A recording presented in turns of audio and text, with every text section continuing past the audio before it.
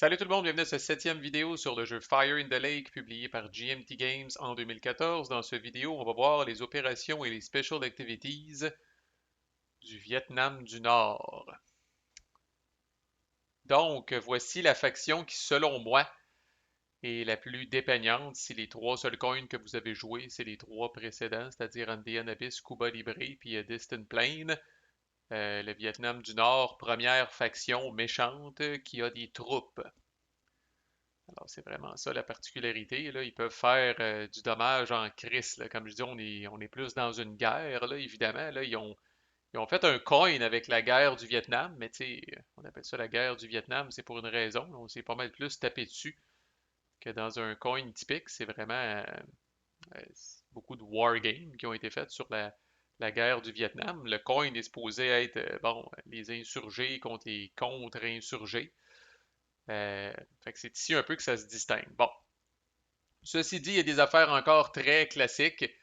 Fait que Rally, March, Attack puis Terror, les quatre mêmes crises d'affaires, mais il y a quand même une petite twist, là. Fait que Rally, le NVA peut faire ça dans n'importe quelle province ou ville où il n'y a pas de support. Ça coûte une ressource par space. Puis on y revient, là, mais plus deux ressources possiblement pour améliorer la trail. Le NVA est aussi la faction qui utilise principalement la fameuse trail qui est ici, là. Fait qu'à date, ça, c'est comme les Viet Cong. Il peut placer une guérilla du NVA dans une space ou remplacer deux guérillas du NVA par une base. Par contre, si le rally a lieu dans une place où il y a déjà une base, à la place, le joueur du NVA peut placer autant de guérillas que la valeur de la trail plus le nombre de bases dans la space. C'est sûr, c'est pas barjeux. S'il fait ça ici en ce moment, ben, la trail est à 1 puis il y a une base, ça lui permettrait de mettre deux guérillas. Mais imaginez un scénario où il y a deux bases ici, puis la trail est à 4.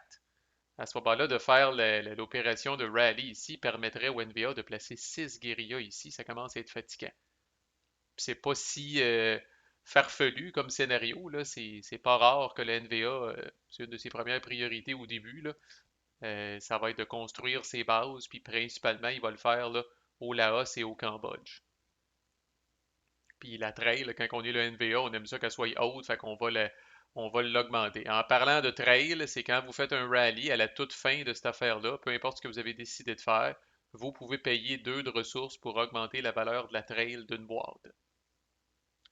C'est quand même assez long, puis je rappelle que quand elle est à 4, puis à la fin de la séquence de coups, si elle est à 4, elle va revenir à 3. Par contre, si elle est à 0, elle va revenir à 1. Fait que, tu sais, à la fin de la séquence de coups, on a tendance à s'éloigner des extrêmes.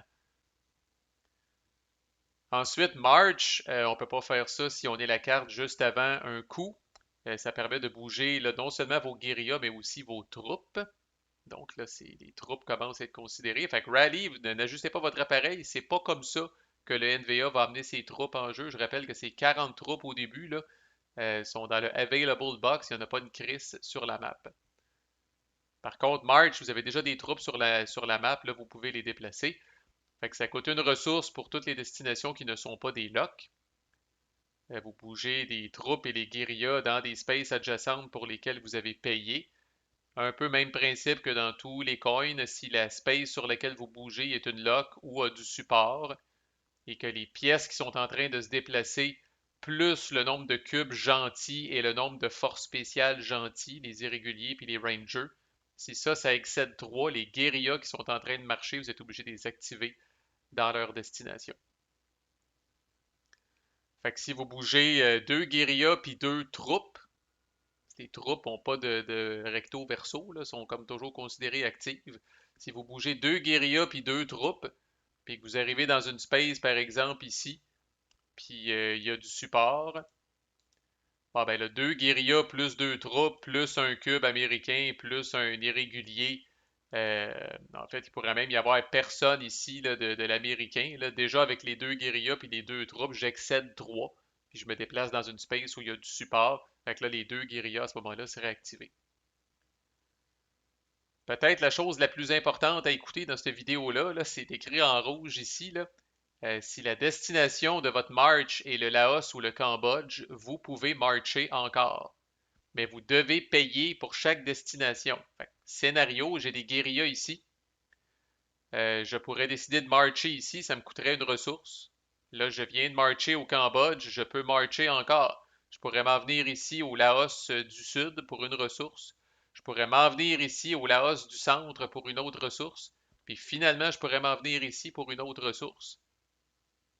OK? Donc, vous pouvez vous déplacer en crise au Laos puis au Cambodge. Mais, et là, je pense que c'est mon cue pour zoomer sur la trail.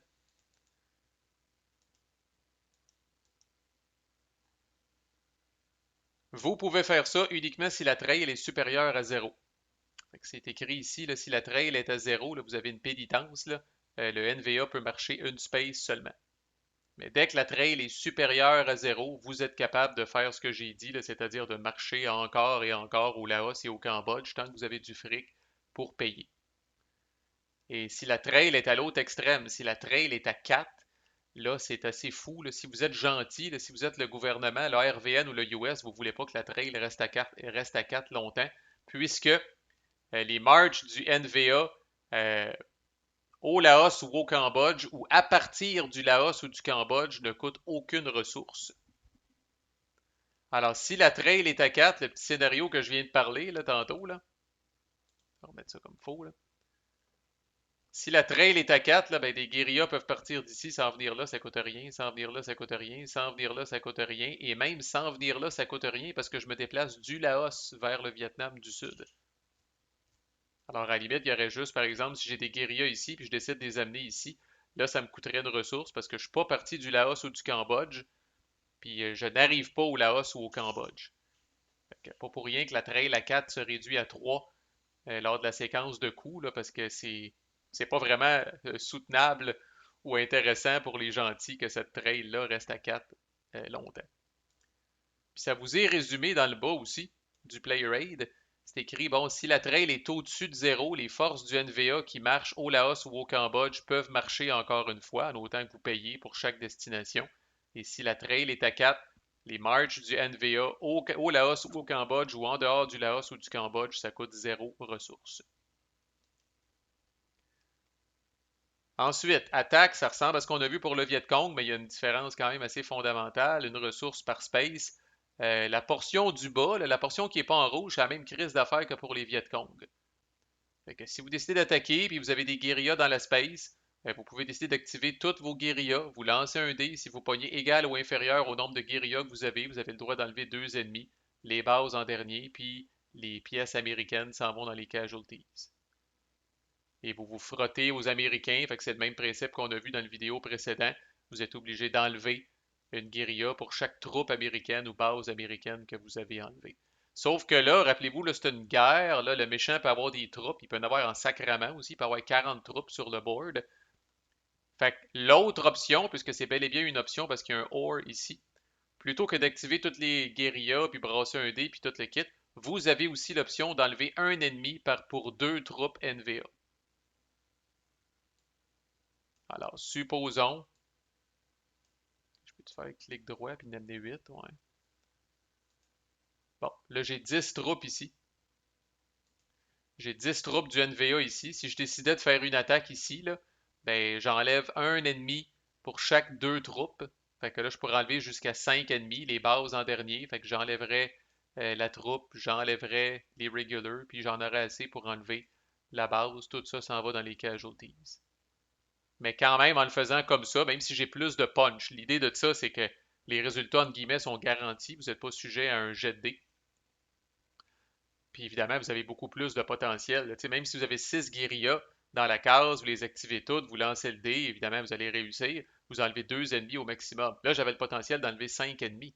Avec 20 troupes, j'ai le potentiel d'enlever 10 ennemis. Ça saigne en coalice au Vietnam. Fire in the Lake, quand le joueur du NVA se dégêne, là, c'est là où tout le monde est au bout de sa chaise. Là.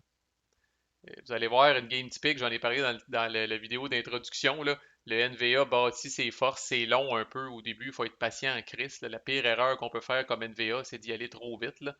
Puis à un moment donné, va venir le temps de frapper. Là. Genre avec la trail à 4, puis du fric en masse, puis des troupes en masse. Là, vous décidez de rentrer quelque part, puis ouf. Fait que même si vous attaquez via vos troupes, vous enlevez quand même un attaquant pour chaque troupe américaine ou base américaine qui a été removée. Fait que là, moi, dans mon cas, ça sera enlevé, puis ça sera enlevé. Je perdrais deux troupes parce que j'ai bâché une troupe américaine puis une base américaine. Le irrégulier ne fight pas back.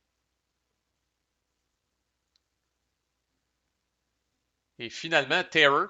Vous pouvez faire ça, oui, où est-ce que vous avez des guérillas underground, mais aussi où vous avez des troupes. Ça coûte une ressource par province ou ville, ça coûte rien pour les locks.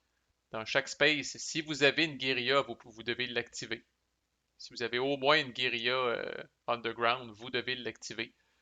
Si vous êtes sur une log, vous placez un marqueur de sabotage. Si vous êtes dans une province ou une ville, vous placez un marqueur de terreur s'il n'y en a pas. Et dans le fond, le NVA, lui, ramène tout vers neutre.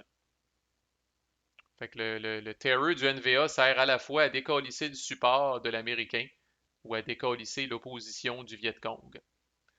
Ce qui fait du NVA, ma foi, un joueur infiniment chiant là, qui est capable de nuire à peu près tout le monde. En tout cas, il peut définitivement nuire à l'Américain puis nuire au Viet Cong avec ça.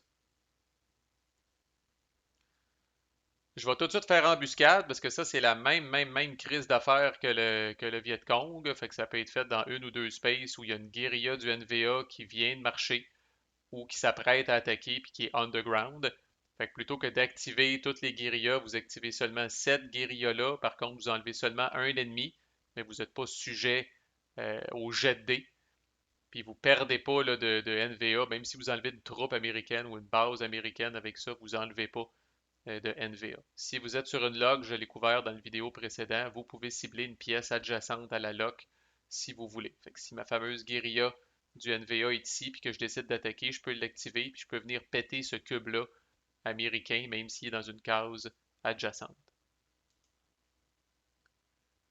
Mais les deux choses peut-être les plus uniques du NVA sont ici, l'infiltration puis le bombardement. Fait que l'infiltration, ça accompagne un rally ou un march. Ça peut se faire dans une ou deux spaces où il y a soit une base du NVA ou qu'il y a plus de pièces du NVA que de pièces de Viet Cong. Alors, infiltration, c'est la façon classique que vous pouvez amener vos troupes sur la map.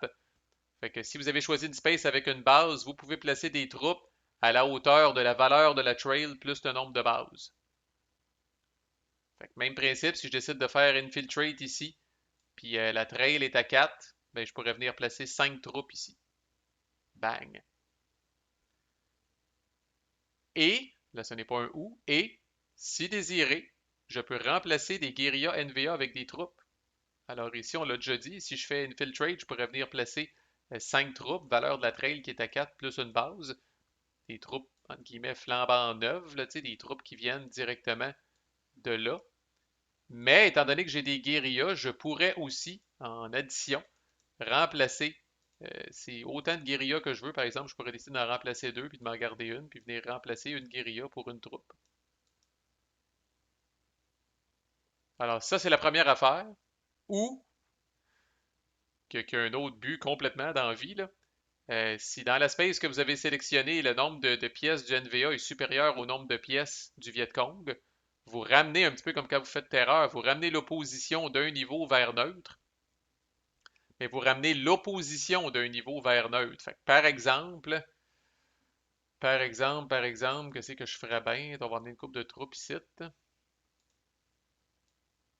une guérilla, genre. Fait que là, on s'entend, il y a plus de NVA que de VC ici.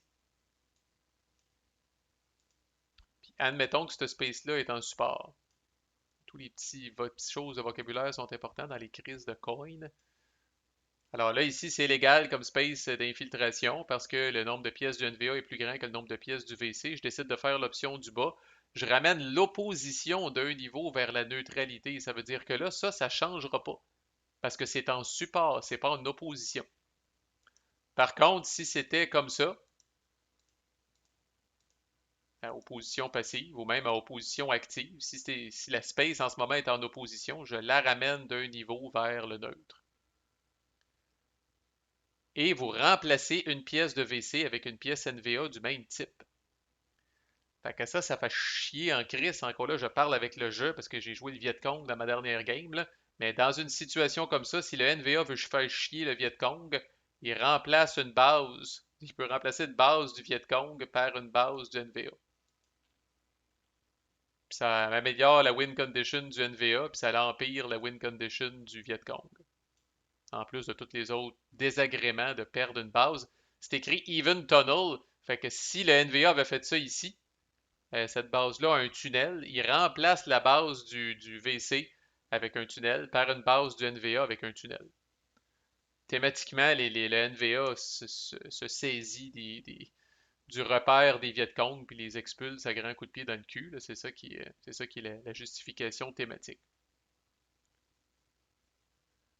Fait que un peu chiant quand même.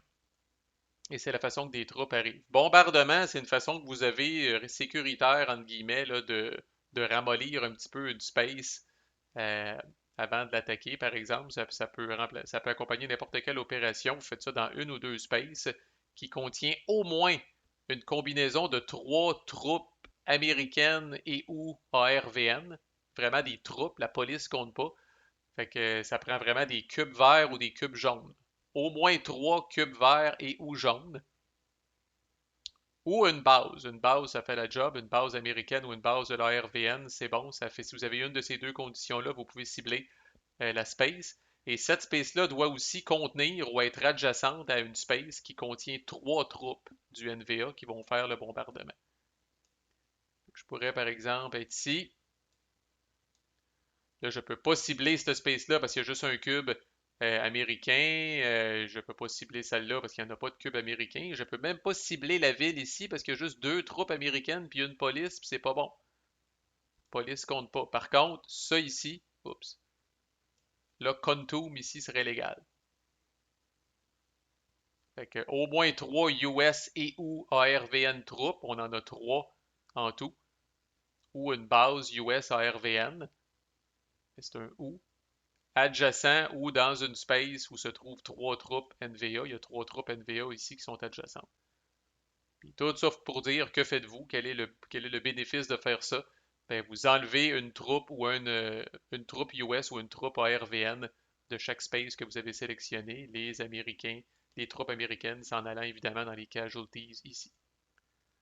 Fait que c'est pas flamboyant, vous n'allez pas vider une space avec ça, mais mine de rien, surtout pour faire chier l'Américain. Bombarder l'Américain à distance, c'est toujours triste. Une troupe américaine qui s'en va là, vous l'avez vu dans la séquence de coups, là. Euh, Si ça s'accumule là, ça fait mal aux aides. Euh, il y a certaines, passer une certaine quantité de casualties, il y en a qui vont décalisser carrément out of play, forçant l'Américain à commettre peut-être encore plus de troupes au conflit. Fait que ça peut être fatigant de faire ça. Quand vous êtes sur le bord si vous êtes gêné un petit peu, vous pouvez faire ça une couple de fois. Euh, mais à un moment donné, le NVA va devoir frapper un grand coup. Fait que 40 troupes, c'est pas rare qu'il va descendre. Même des fois, il va aller jusqu'à Saigon. En tout cas, il y a toutes sortes de stratégies. Là. Il va prendre des villes définitivement. Il n'y a pas le choix à sa win condition. Même si toutes ses bases sont sa map, c'est 9 bases en tout. Là. Fait que, on va enlever ça, là, mettons. Là.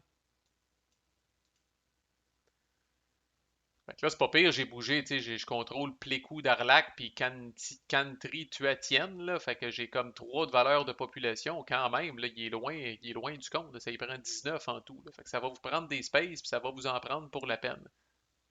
Puis pas juste des petites provinces cheap à une de population facile à faire un takeover, ça va vous prendre éventuellement, oui, probablement même des villes de 2 de valeur de population, peut-être même Saigon, qui sait, dépendamment quand le timing est correct.